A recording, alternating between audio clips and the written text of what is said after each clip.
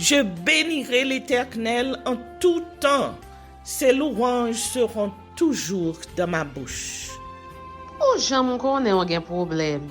Et puis qu'elle est content comme ça. Ah, m'pas caché, Dieu.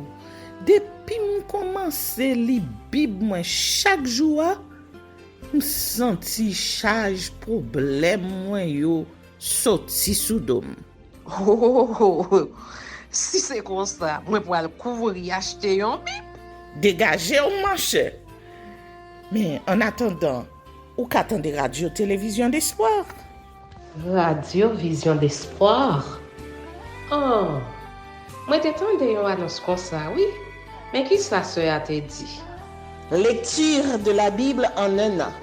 Une émission qui vous accompagne à la découverte des trésors cachés de la parole de Dieu sur Radio Télévision d'Espoir.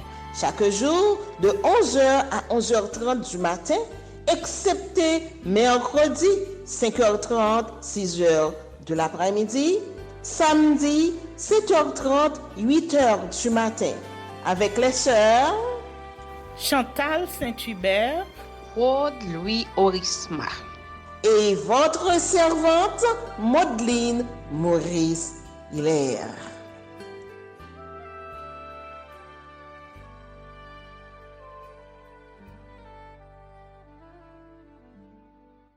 Saint-Esprit de Dieu, fais-nous la grâce de jouir de ta présence durant cette lecture qui enseigne, convainc, corrige, instruit et qui sauve. Au nom de Jésus. Amen. Les temps anciens, depuis la création jusqu'à Abraham. Création du monde. Genèse, chapitre 1er. Au commencement, Dieu créa les cieux et la terre. La terre était informe et vide. Il y avait des ténèbres à la surface de l'abîme, et l'Esprit de Dieu se mouvait au-dessus des eaux. Dieu dit, que la lumière soit, et la lumière fut. Dieu vit que la lumière était bonne, et Dieu sépara la lumière d'avec les ténèbres. Dieu appela la lumière jour, et il appela les ténèbres nuit. Ainsi, il y eut un soir, il y eut un matin, ce fut le premier jour. Dieu dit, qu'il y ait une étendue entre les eaux, et qu'elle sépare les eaux d'avec les eaux. Et Dieu fit l'étendue. Et il sépara les eaux qui sont au-dessous de l'étendue d'avec les eaux qui sont au-dessus de l'étendue. Et cela fut ainsi. Dieu appela l'étendue ciel. Ainsi, il y eut un soir, il y eut un matin, ce fut le second jour. Dieu dit, que les eaux qui sont au-dessous du ciel se rassemblent en un seul lieu, et que le sec paraisse. Et cela fut ainsi. Dieu appela le sec terre, et il appela l'amas des eaux mer. Dieu vit que cela était bon. Puis Dieu dit, que la terre produise de la verdure, de l'herbe portant de la semence, des arbres fruitiers donnant du fruit selon leur espèce, et ayant en eux leur semence sur la terre. Et cela fut ainsi.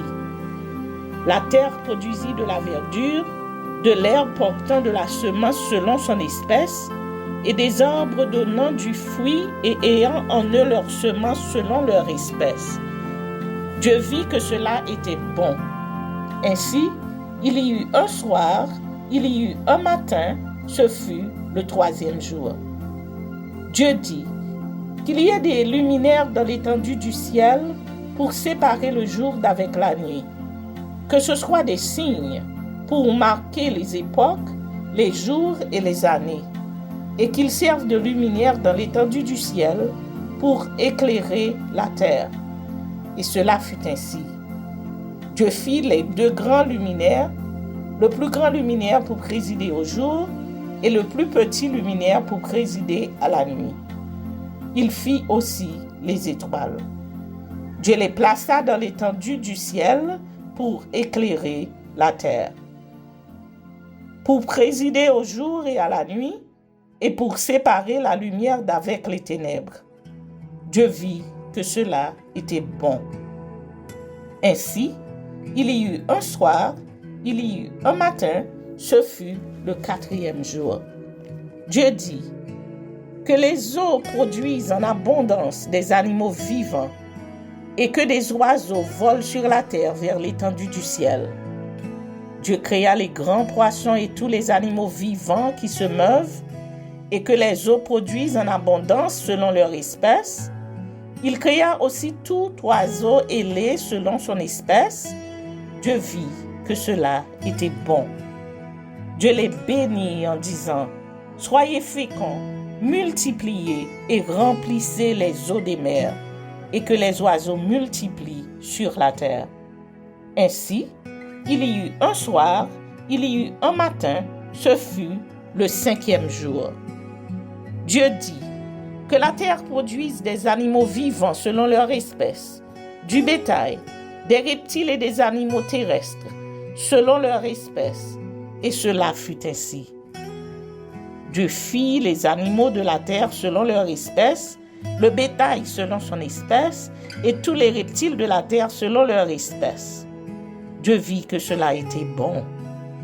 Puis Dieu dit, « Faisons l'homme à notre image, selon notre ressemblance, et qu'il domine sur les poissons de la mer, sur les oiseaux du ciel, sur le bétail, sur toute la terre, et sur tous les reptiles qui rampent sur la terre. » Dieu créa l'homme à son image, il le créa à l'image de Dieu, il créa l'homme et la femme.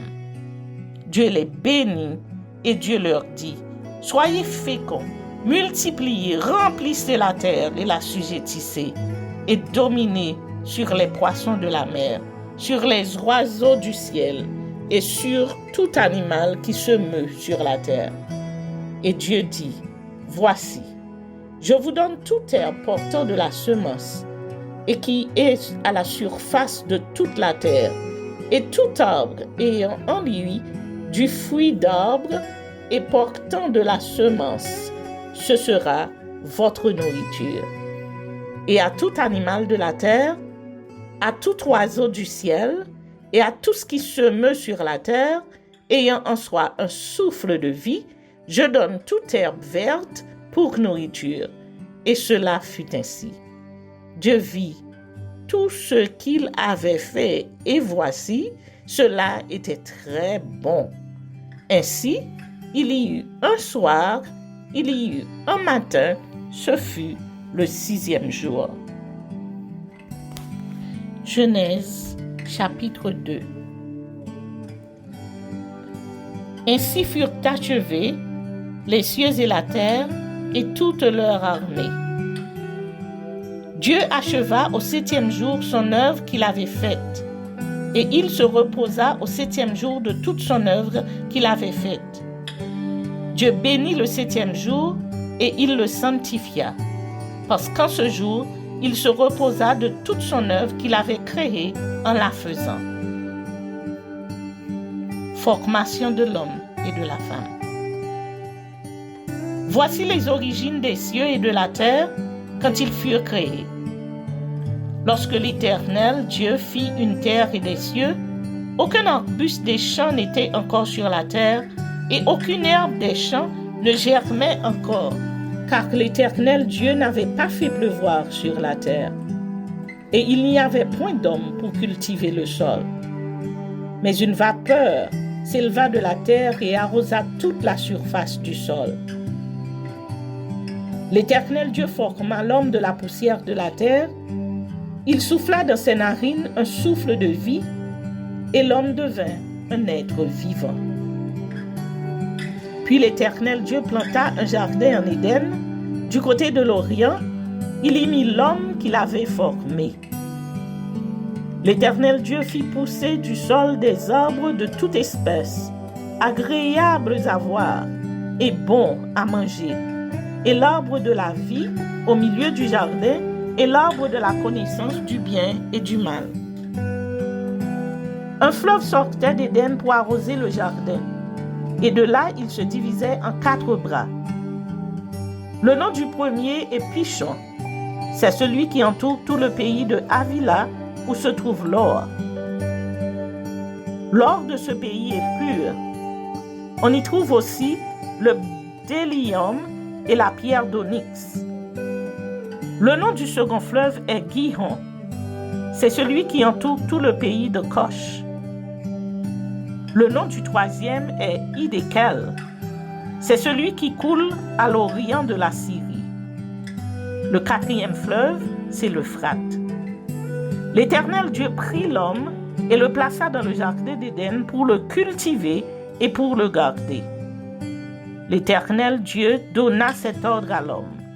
Tu pourras manger de tous les arbres du jardin, mais tu ne mangeras pas de l'arbre de la connaissance du bien et du mal, car le jour où tu en mangeras, tu mourras. L'Éternel Dieu dit, « Il n'est pas bon que l'homme soit seul. Je lui ferai une aide semblable à lui. » L'Éternel Dieu forma de la terre tous les animaux des champs et tous les oiseaux du ciel, et il les fit venir vers l'homme pour voir comment il les appellerait, et afin que tout être vivant portât le nom que lui donnerait l'homme. Et l'homme donna des noms à tout le bétail, aux oiseaux du ciel et à tous les animaux des champs. Mais pour l'homme, il ne trouva point d'aide semblable à lui. Alors l'Éternel Dieu fit tomber un profond sommeil sur l'homme qui s'endormit. Il prit une de ses côtes et referma la chair à sa place. L'Éternel Dieu forma une femme de la côte qu'il avait prise de l'homme et il l'amena vers l'homme. Et l'homme dit, « Voici cette fois, celle qui est os de mes os et chair de ma chair. On l'appellera femme parce qu'elle a été prise de l'homme. C'est pourquoi l'homme quittera son père et sa mère et s'attachera à sa femme et ils deviendront une seule chair. »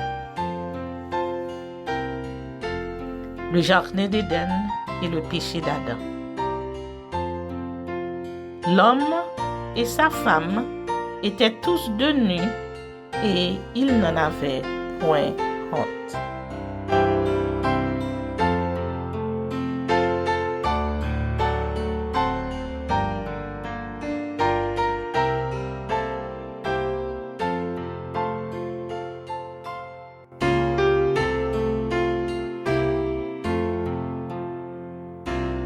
Psaume chapitre 1er. Heureux l'homme qui ne marche pas selon le conseil des méchants, qui ne s'arrête pas sur la voie des pécheurs, et qui ne s'assied pas en compagnie des moqueurs, mais qui trouve son plaisir dans la loi de l'Éternel, et qui la médite jour et nuit. Il est comme un arbre planté près d'un courant d'eau, qui donne son fruit en sa saison, et dont le feuillage ne se flétrit point. Tout ce qu'il fait lui réussit. Il n'en est pas ainsi des méchants, ils sont comme la paille que le vent dissipe. C'est pourquoi les méchants ne résistent pas au jour du jugement, ni les pécheurs dans l'assemblée des justes. Car l'Éternel connaît la voie des justes, et la voie des pécheurs mène à la ruine.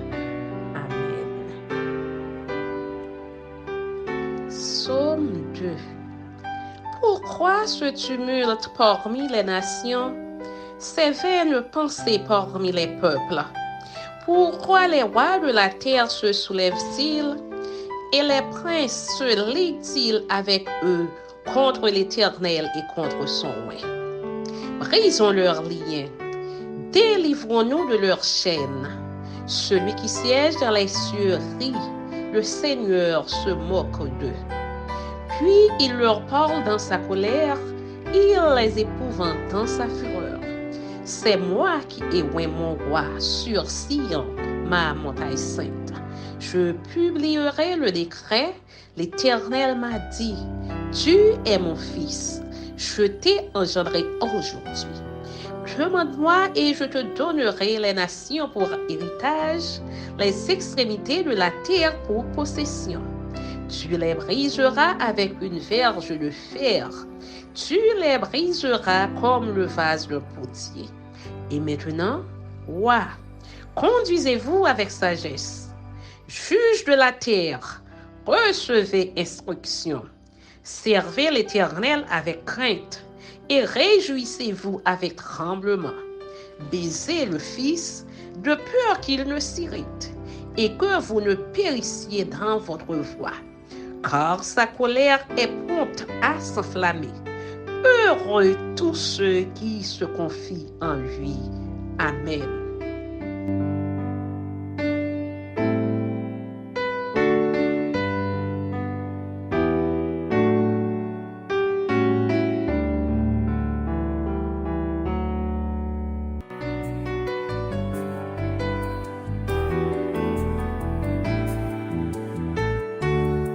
Matthieu, chapitre 1er.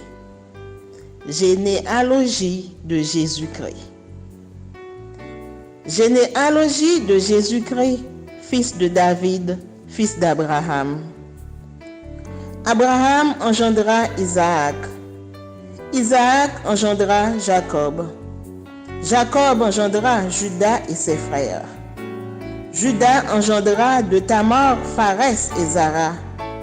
Pharès engendra Esrom. Esrom engendra Aram. Aram engendra Aminadab. Aminadab engendra Naasson. Naasson engendra Salmon. Salmon engendra Boaz de Rahab. Boaz engendra Obed de Ruth. Obed engendra Isaïe. Isaïe engendra David. Le roi David engendra Salomon de la femme d'Uri. Salomon engendra Roboam. Roboam engendra Abia. Abia engendra Asa. Asa engendra Josaphat. Josaphat engendra Joram. Joram engendra Ozias. Ozias engendra Joatam. Joatam engendra Akaz. Akaz engendra Ézéchias. Ézéchias engendra Manassé. Manassé engendra Amon. Amon engendra Josias. Josias engendra Jéconias et ses frères au temps de la déportation à Babylone. Après la déportation à Babylone, Jéconias engendra Salatiel.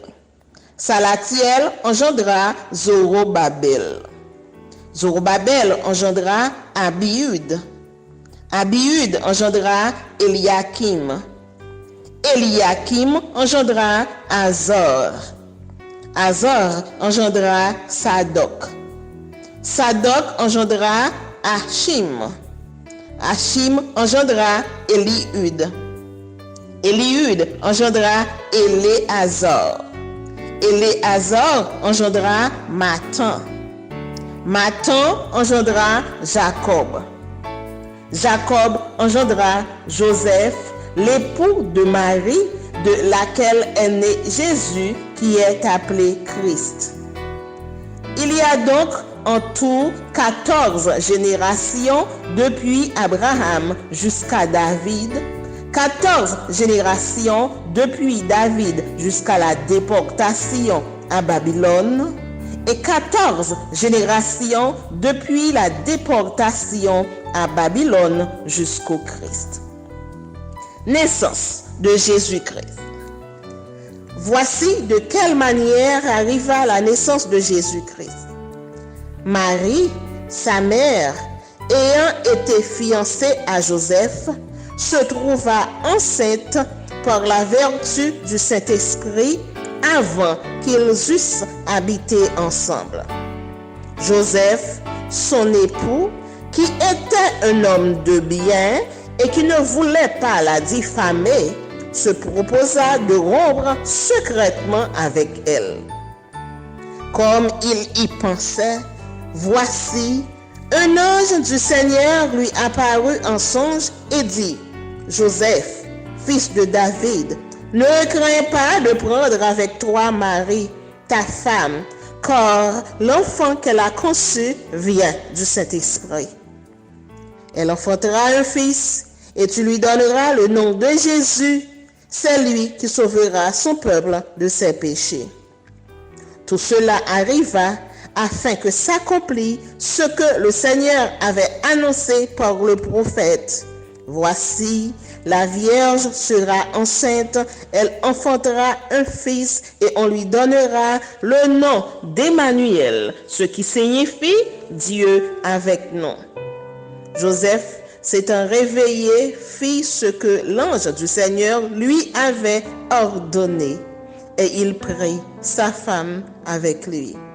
Mais il ne la connut point jusqu'à ce qu'elle eût enfanté un fils auquel il donna le nom de Jésus. Matthieu chapitre 2. Enfance de Jésus-Christ, les mages à Bethléem, Hérode. Jésus étant né à Bethléem en Judée, au temps du roi Hérode, voici des mages d'Orient arrivèrent à Jérusalem et dirent, « Où est le roi des Juifs qui vient de naître? Car nous avons vu son étoile en Orient et nous sommes venus pour l'adorer. » Le roi Hérode, ayant appris cela, fut troublé et tout Jérusalem avec lui. Il assembla tous les principaux sacrificateurs et les scribes du peuple et il s'informa auprès d'eux où devait naître le Christ. Ils lui dirent, à Bethléem en Judée, car voici ce qui a été écrit par le prophète. Et toi, Bethléem, terre de Juda, tu n'es certes pas la moindre entre les principales villes de Juda, car de toi sortira un chef qui paîtra Israël, mon peuple. Alors, Hérode fit appeler en secret les mages et s'enquit soigneusement auprès d'eux depuis combien de temps l'étoile brillait. Puis il les envoya à Bethléem en disant, « Allez et prenez des informations exactes sur le petit enfant.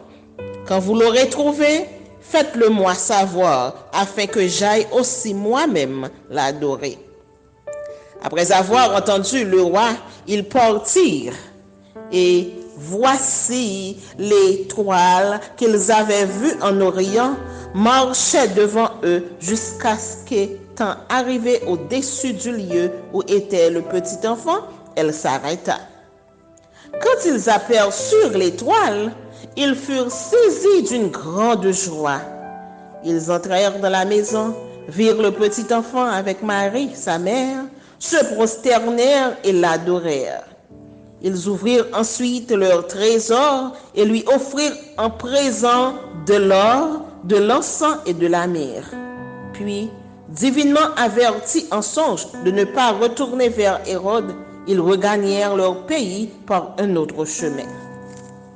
Fuite de Joseph en Égypte, massacre des enfants de Bethléem.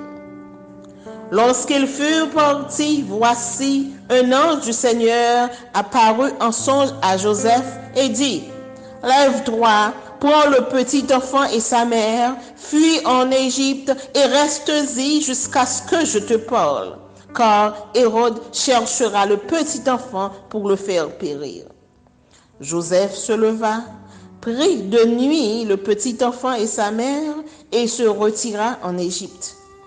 Il y reste jusqu'à la mort d'Hérode, afin que s'accomplisse ce que le Seigneur avait annoncé par le prophète. J'ai appelé mon fils hors d'Égypte. Alors Hérode, voyant qu'il avait été joué par les mages, se mit dans une grande colère et il envoya tuer tous les enfants de 2 ans et au-dessous qui étaient à Bethléem et dans tout son territoire, selon la date dont il s'était soigneusement enquis auprès des mages. Alors s'accomplit ce qui avait été annoncé par Jérémie le prophète. On a entendu des cris à Rama, des pleurs et de grandes lamentations. Rachel pleure ses enfants et n'a pas voulu être consolée parce qu'ils ne sont plus. Mort d'Hérode, retour de Joseph et son établissement à Nazareth.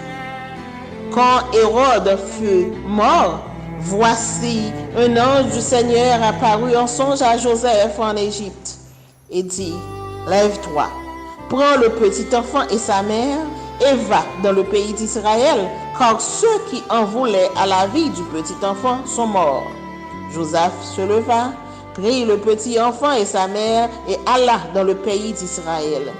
Mais ayant appris qu'Archélaüs régnait sur la Judée à la place d'Hérode, son père, il craignit de s'y rendre et divinement averti en songe, il se retira dans le territoire de la Galilée et vint demeurer dans une ville appelée Nazareth, afin que s'accomplisse ce qui avait été annoncé par les prophètes. Il sera appelé Nazaréen.